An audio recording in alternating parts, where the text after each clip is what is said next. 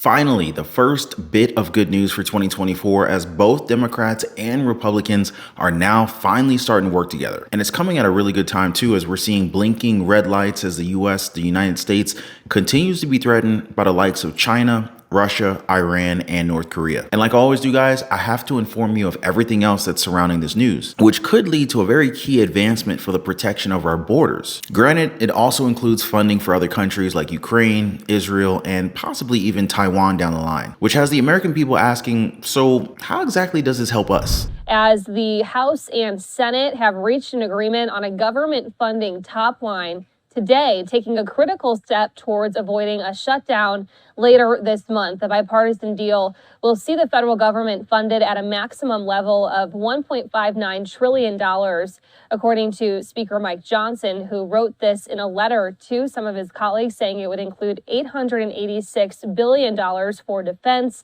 and $704 billion for non-defense spending.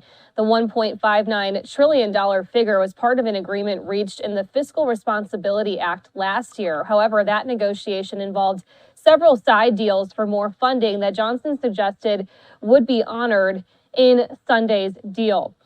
And he also wrote in there, in his letter, I'm going to read a quote saying, as has been widely reported, a list of extra statutory adjustments was agreed upon by negotiators last summer. The agreement today achieves key modifications to the June framework that will secure more than $16 billion in additional spending cuts to offset the discretionary spending levels.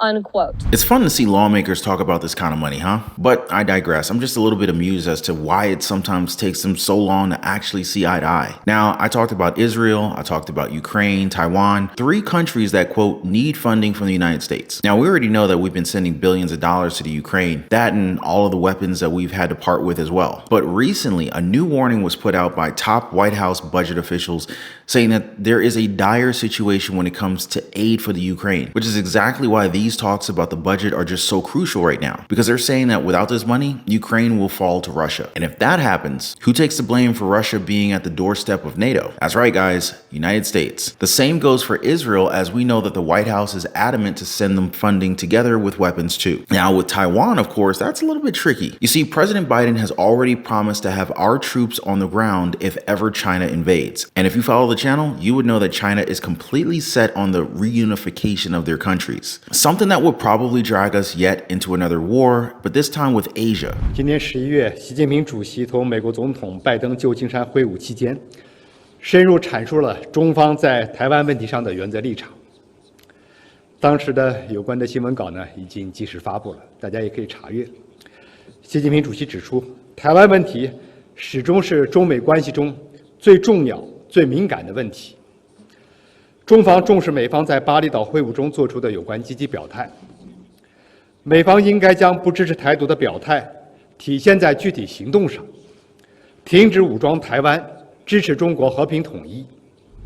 But if funds and weapons are sent, maybe we don't need to get that involved with the conflict over there. Although, of course, that depends as to how far the Biden administration is willing to work with Republicans. So there's been a lot of concern regarding the borders, especially as we see record numbers crossing over to the United States just last year. This has led to talks between senators from both parties, something that's actually good because they're working together. They're trying to negotiate with the White House regarding changes that can be made. What changes are they talking about? Well, let's see here. We've got stricter asylum and migration laws. That's huge, folks. I mean, I understand that a lot of these people need help, but the concern from some experts, and I'm not an expert, but these experts are saying that there are those that are going through the borders that are not seeking asylum at all. They just want to get inside our country. The question is, what are they going to do once they get inside? Now, your guess is as good as mine. But if these demands from the senators are met, then they would sign off on providing support to President Biden and his request to provide billions of dollars and military assistance to Israel, Taiwan, and the Ukraine. So it's kind of like a you scratch my back, I'll scratch yours kind of deal. What do you guys think about that? Does that sound like a fair deal to you guys? Now, Speaker Johnson did say that these final spending levels isn't going to satisfy everyone, and it's not making the cuts that they actually wanted initially, but it is a path needed to go forward. However, you know that these deals take different roads sometimes, right? Now, they still have some days until the deadline, although they are cutting it pretty close, something that's frustrating for a lot of Americans. Which now brings me to a possible game changer, and that is the talks that the United States has been having with none other than Mexico. So we've had top government officials travel to Mexico in order to get support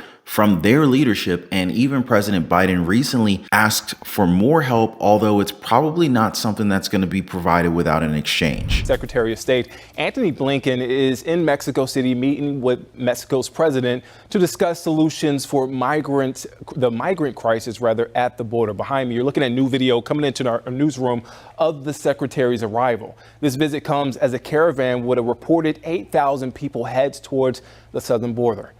NBC's Morgan Chesky has the latest. Southern border's migrant crisis marching on.